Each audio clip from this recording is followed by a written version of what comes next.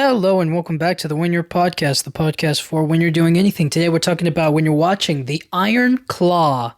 Now, this movie, this is a heavy one. This is a very, it's a very sad, emotional, but very powerful film.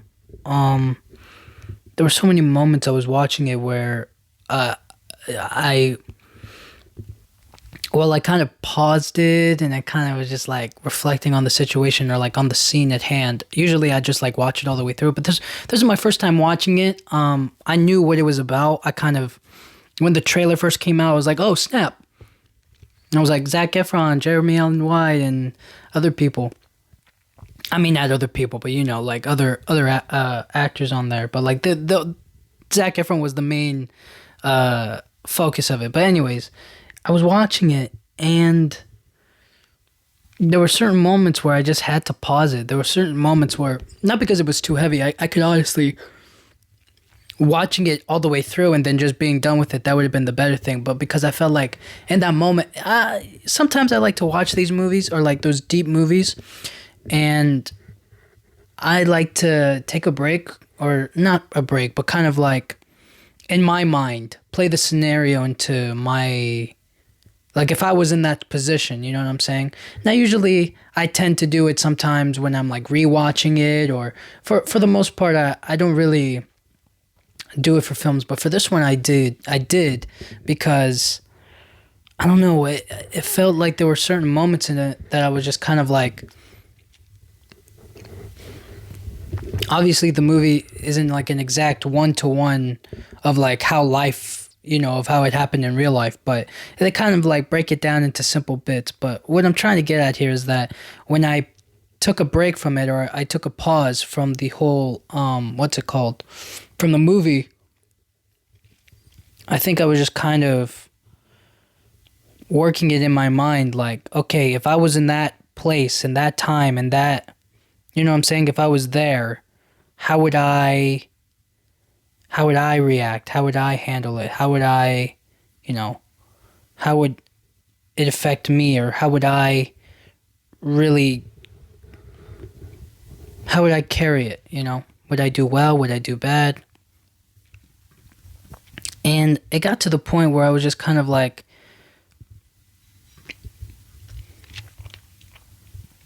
I guess I kind of realized that like I was pausing it a little too much, and I just needed to watch it the rest of the way through, see how the story goes on. But I was actually just pausing it so that way I could understand for myself that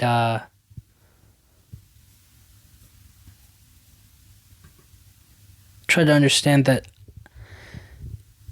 it was such a different time back then. I look at it and I'm just kind of like, well, yeah, they should obviously go to find help, or they should do this, or they should do that. But then when I put myself in that time period, and that, in that time that they were in, it all just seems like nobody has the answers. Nobody knows the full... It's easy to look on the outside given information and given like all this talk about mental health and talking about how the things that we think about that weigh us down can be dealt with by today with modern medicine and like counseling and therapy and all that stuff. But back then it was just kind of like, it was more taboo. So in hindsight, looking at the film, I'm just kind of like, they should just let's get everybody in therapy or help everybody else out. But in reality, it's a lot more difficult. So I was just like, so when I kept on pausing it, I was just like, well, yeah, I would think about it and I'd just be like, why don't they just, let's go to a therapist, or why don't we just talk out our issues, or let's just lay it all out on the line. But then I'd instantly be like, well, that's because I'm me now, not them then. So then I put myself back then and there, and I'm just kind of like, yeah, nobody wants to talk about that. They don't want to talk about it. Everybody just wants to be wrestling and make money, and that's it. But that's just, I don't know. But anyways, all that to say that this movie had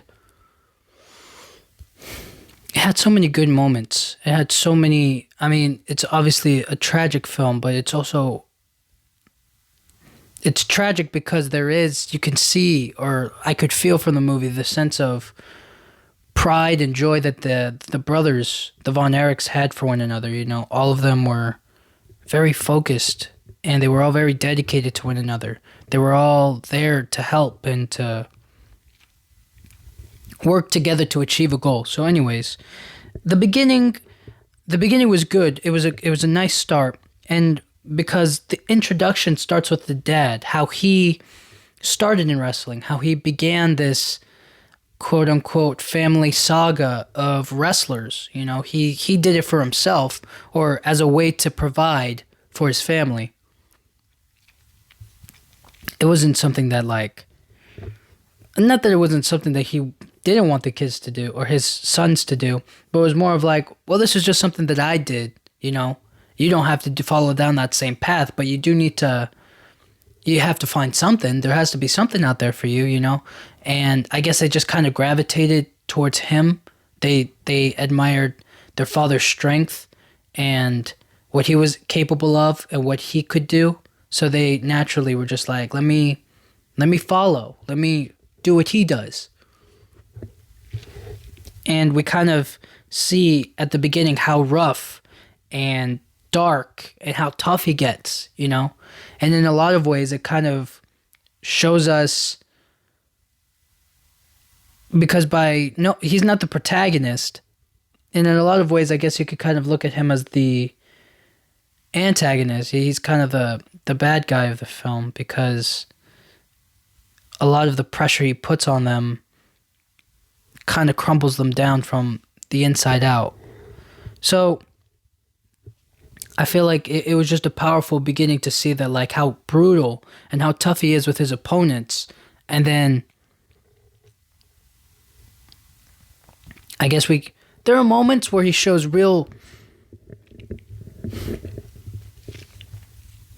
he can be pretty stern. But he does show pride. He does show love. He is proud of his sons. It's just that it's pretty weird, because he said that the rankings always change. And that's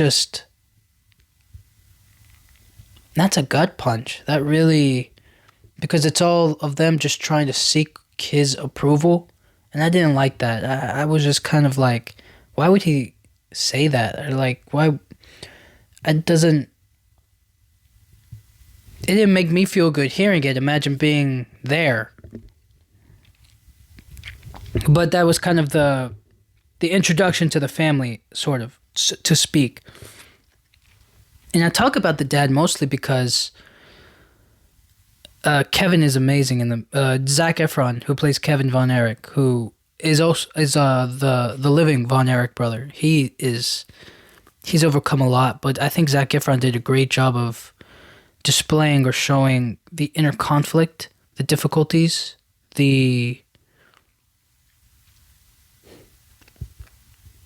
showing what you do when you're kind of,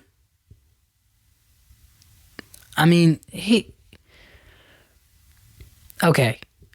What I'm trying to get at here is that it feels like he's kind of passive when it comes to their emotions, their feelings, or standing up to their father. But he's very active in his own life. He has a wife. He has kids. He wants to make a living. He wants to do his own thing. But it just kind of feels like, I don't know, it feels like the dad's always an obstacle. And the mom, she kind of reminds me of when I watched The Killers of the Flower Moon. She reminds me of Leonardo DiCaprio's character. I can't remember his name right now, but she reminds me of him in the sense that, like, she doesn't stand up to the father. She kind of lets things happen, you know? It just feels like nobody wants to deal with it. You know, you figure it out. You do it on your own. That's between you and your brothers. That's what your brothers are there for. You guys do it all on your own. You know, there's no emotional support. The mom is kind of just the mom. And that's why towards the end, at the end of the film, we see her painting for herself. We see her doing something that she wants to do, and she's not like the typical housewife, so to speak. But Okay, let's get to the real. Let's get to the real meat of this. Is the brothers, all of them. They Jeremy Allen White is fantastic. All of the other brothers, I can't. Maybe I should look up their names because they were also great. The whole cast did a great job. You know, I think that sometimes it kind of feels. How should I put it? They have a good tenderness that they show between each other. They have a real. Because there are certain points where it does feel a little awkward or feels like it's just like, let's just force them to talk or like have a sweet moment. And I think I felt that maybe once or twice, I think, in the movie. But the one time where I feel like it really shined or like it really popped out at me and it felt very genuine was when they were at Kevin's wedding that he just married Pam, and David is puking in the bathroom, and then Kevin walks in and he finds him. He's like, yo, you see him like puking up blood and having all kinds of problems. And they have like this really nice moment in the bathroom near the toilet where it's just kind of like, you see Kevin reaching out to his brother being like, we got to get you some help. We got to figure this out. And David wanting to keep it in, literally killing him on the inside, is just this like, oh man, no, I don't want to, let's not talk about it, or no, let's not do it. You know, stuff like that. I think that there were so many, I think that was the first moment where I looked at them. Well, they have some great moments. There was also at the beginning when they were floating in the pool, but there was only three of them. Carrie wasn't there, played by Jeremy Allen White, who was also great in the movie. But the brothers really hold it all together. They do it very well, and I enjoyed it a lot. Harris Dickinson plays David Von Erich. It's great. Stanley Simons plays Mike Von Erich. So they all four of them, really, they were all very fantastic.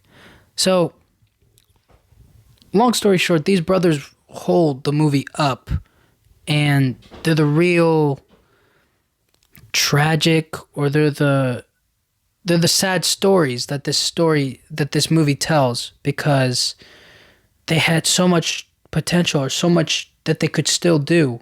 You know, they weren't just wrestling. They could have done any number of things, you know? And for them to stop where they stopped is sad, you know, I feel. And then you have Kevin's wife and his kids, and he kind of keeps a distance from them because he feels like he has a curse on him. And that, I guess that can kind of, I understood it. I felt the pain of that. Like, you feel like you're being weighed down, or that like you're a failure, you know, because nothing bad's happened to you yet. All of these great things are happening for you, and then tragedy hits other people, and you're like, what can I can't stop them from doing what they do, you know? And it just kind of feels like it's torture, because you can't control it, right? It's not you, but it just feels like it's a shame, a real. It's a tough position to be in, and responsibility to be in that spot. And for him, I looked at it and I was just kind of like, I mean, like Zac Efron or Kevin Von Erich, and I just kind of thought to myself, I was just like, man, the beautiful thing about being a husband or a father or any of those things is because you make your life beautiful. You make your life what you want it to be, you know, as opposed to what has already been made by his father. So anyways, it was all very powerful, and I thought that the whole family dynamic was important, and they gave us I saw a lot of great moments in that film about it. But what also could be a big problem of all of this is the sport of wrestling itself. Look, sport of wrestling is cool. It's fun. I get it. But at the same time, it was kind of like, what other, they could have done any number of other things. Mike was into music, and it felt like a big pressure for him to do wrestling. And wrestling is a competitive and a strong sport. Like, there were so many benefits to wrestling for all of them, okay? It showed off their strength. They were all able to become very strong and powerful on their own. But it also, it kept them in good shape. They were all able to, for a lot of people, it's like, well, looking good or feeling good, or, they were all in great shape. They were eating a lot. They were okay, right? Like they had so many good things in their lives. And yet none of it's difficult, because it's like they had, especially back then, when I think, so like how I thought about it back then, I was like, oh yeah, well, back then, they had so much more options, or I feel like they had so much more chances to fail at a bunch of different things. Not that we don't, it's just, I feel like failing now is like, if you fail, the repercussions are a lot more difficult to deal with, as opposed to failing back then. It was just like, well, you can always just get a small job and pay off your debt or whatever. What I'm trying to get at here is that they had so many other things that they could have done with exercise or wrestling or with owning a business. Like they had so much strength together as a family that they could have come together united instead of under wrestling, I guess. Not that wrestling was bad, but it definitely put them all, it definitely gave them all, I don't want to say purpose, but it gave them all like a happy bonding. It was a great bonding for all of them to be on that stage and to perform together, or to athletically challenge other people as a family. It's like, we're a family, we're going to take you down. And then somebody else is like, well, we're going to take you down. And then you guys fight it out, right? And then you win, And towards the end of the movie, we kind of see the whole money behind it. Like, I never once was thinking about the money, but like, obviously they have to make a living. They have to, they have to earn their money, but they weren't making what they were supposed to be making. And I feel like, and that's because of the dad. The dad was taking their money. They were very clear on that, but I'm just going to say that he was taking their money. So he was taking their money for himself from his kids. So he would give them some, but it wouldn't be what they were actually, owed, per se.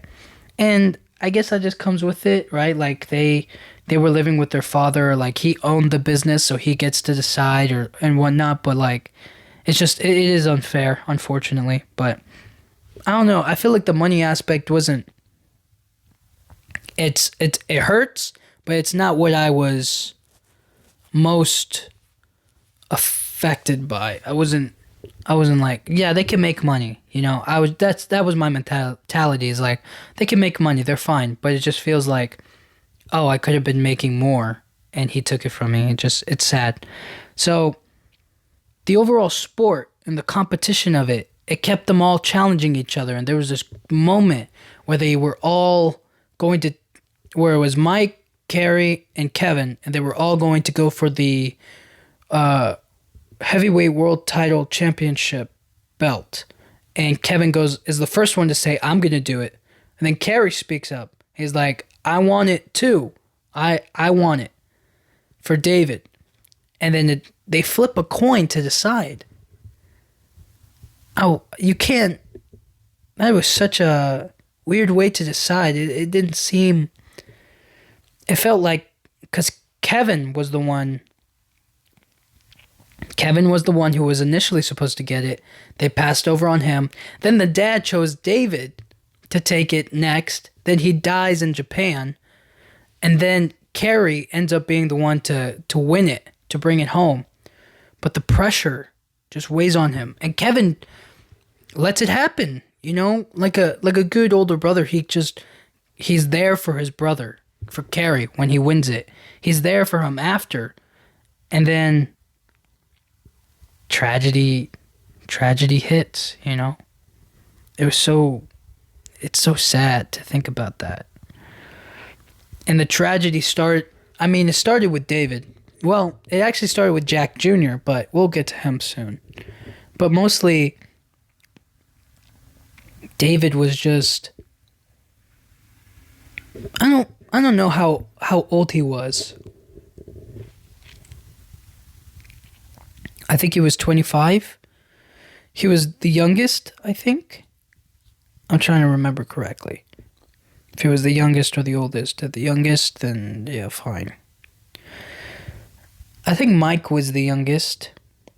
Then it was David, Kerry, and then Kevin. And then Jack Jr. before all of them. So, David got chosen by their dad to take the heavyweight world championship title. But Kevin was initially up for it, and it felt like a big backstab from the father to be like, David, you're doing it. Kevin, Kerry, you lift your brother up now. And then, sadly, David passed away in Japan to intestinal problems. Which probably could have been from working too hard, obviously from wrestling. And then Mike.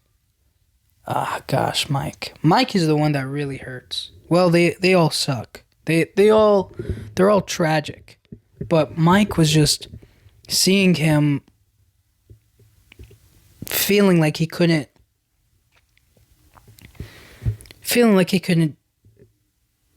take his passions and roll with it out of fear of failure, or like just doing it to please their dad, and then seeing his injury and coma, and then kind of messed up after it all. And there was that heartbreaking scene where he just downs the pills and drinks the whole thing of beer and then walks away. I was so... I paused it there after that because I was just like, there's no way. And I'm just like, what would I do in that moment? I would just... I would break down the door. I would do anything I could to stop him from doing what he was doing, but, you can't keep your eye on everybody. And then Kerry.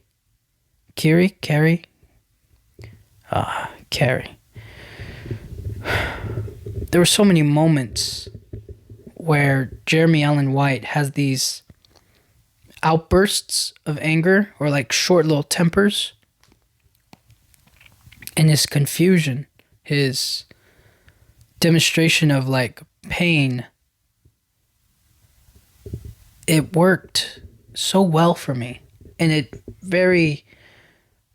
it showed the contrast between Kerry and Kevin in the sense that like Kevin doesn't know what Kerry's going through, and Kerry's going through a really difficult time, and they have this emotional moment in the ring where Kerry's like, come on, push me. I'm the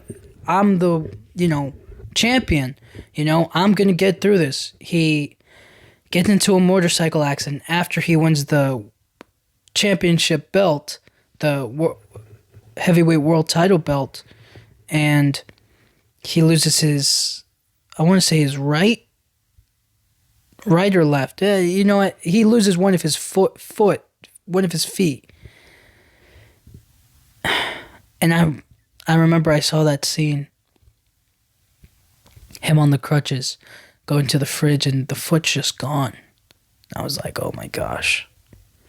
What's he gonna do now? And then he wears this prosthetic leg, and he covers it up by wearing these high boots. And I was just watching that, and I was just like, he was trying to run, and a great job by Jeremy Allen White. I was watching it, and he was just like, ah!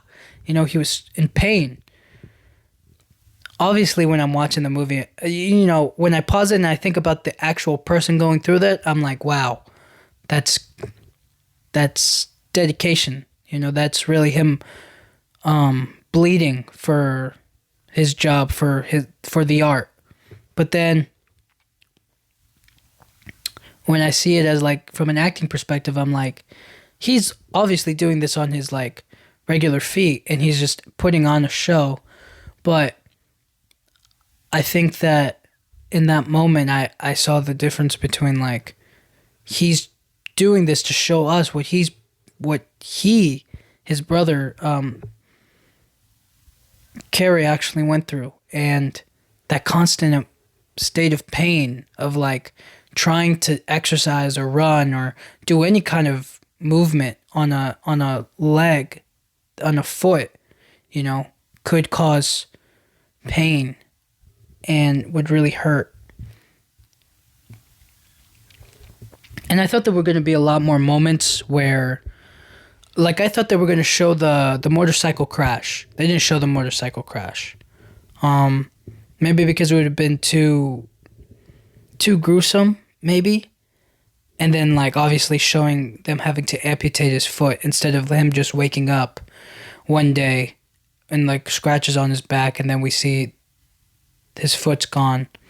I don't know which one would have been more powerful, but I definitely think that what they delivered or what they showed just kind of was like a quick way to explain that Carrie was driving on his motorcycle, got into an accident, and now this is what life has given him. And he pushed through it. That's another thing. They pushed through the inner conflict, through their fear, through it all. It felt like there was no space for their feelings. There was no space for their doubts, no space for their uncertainness. It's only, if you have no strength, you have no place in the family. You go down in the rankings. You'll always be at the bottom. You're not going to be strong enough. And that just, it bothered me watching it. And then obviously seeing what comes next for all of them, We see what Carrie does to himself, unfortunately. He can't deal with the pain. He can't handle it. He can't deal with the pressures of it all.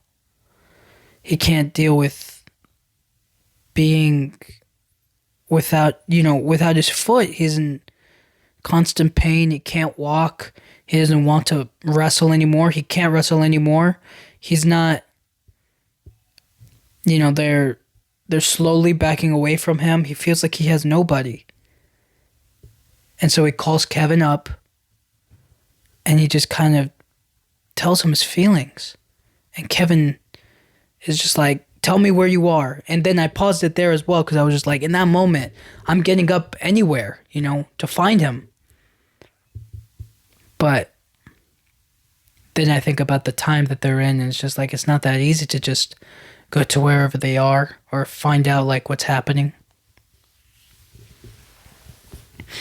And so when I say like what comes next, what's after that, we see what Carrie does. He takes the gun that he gifted his father for Christmas, I think, and he uses that to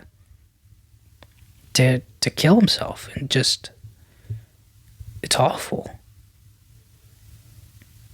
But there is some sort of, but the movie does try to tell us, or like try to get us to open our eyes to the beauty of what being a family is all about, or what we can make. We can make a family like Kevin does with his wife Pam. We can make kids that can support us and that we can make better. And it shows a great strength of Kevin to continue to choose good, to be a father, to take care of his family, emotionally, financially, really persevering above his father as well after Carrie's death. Just almost killing him, choking him to death over what he did, what pressures he put on, and trying to overcome it, you know? So, in a lot of ways, it feels like that's the curse. And breaking it is by trying something new and focusing on what's there. His wife is there, his kids are there. He can focus on them and make them what he wants and make them appreciate and love him, and he can love them back, you know? And that was the big thing, I think, is just there was this great moment where all the brothers who sadly passed away meet each other. We see Carrie, see all of them. And it's beautiful to think about it like that, where they can all meet up and they're just like, brothers, oh hey brother. You know, they all hug each other and embrace one another. And then they see little Jack Jr., who passed away. And he was so small. But they were all family. And they were all connected and all bonded. And you see the age gap and how much life they led up to that point. And they're always going to be that age, you know? They're never gonna, you know, David's not gonna be 26. I'm still a little hazy on how old he was, but you know what I'm trying to say. He's never gonna be any older than that or whatever. Just like Jack Jr. is always gonna be that little kid, the little boy. But the love and that embrace that they all shared towards the end, I think was what really kind of got me. I was just like, oh man, that is so beautiful but so sad. And it's nice to think about it like that instead of maybe something else. Them all being able to embrace each other as they are and to not have to worry about any pressures of wrestling, and they can just be brothers. And maybe they play together or enjoy each other's company and whatnot. So this was a tough one to watch, but I thought it had a lot of great moments, and there was the story was it's very sad to think that this really happened in real life, and there wasn't anything, well, not that there wasn't anything that we could do. It was just more so that, like, we're watching it after decade or, you know, years after. But knowing that Kevin and his wife Pam are still together and that they've been able to make something out of their lives is what's beautiful. It what makes the most sense. And it shows their love can make future generations lovable, fun, and just as great, with or without wrestling. So yeah. Anyways, when you're watching The Iron Claw, be ready for some very tense and heavy moments, but overall you should try to look at the situations that they're in and think to yourself or feel in that moment, what can I do for somebody that I love, or for friends, or for anybody? And how can I face my challenges instead of letting them pass me by and feel like that's the end of it? So yeah, The Iron Claw, good movie. So thank you guys so much for listening. I'll talk to you guys all next time. Thank you.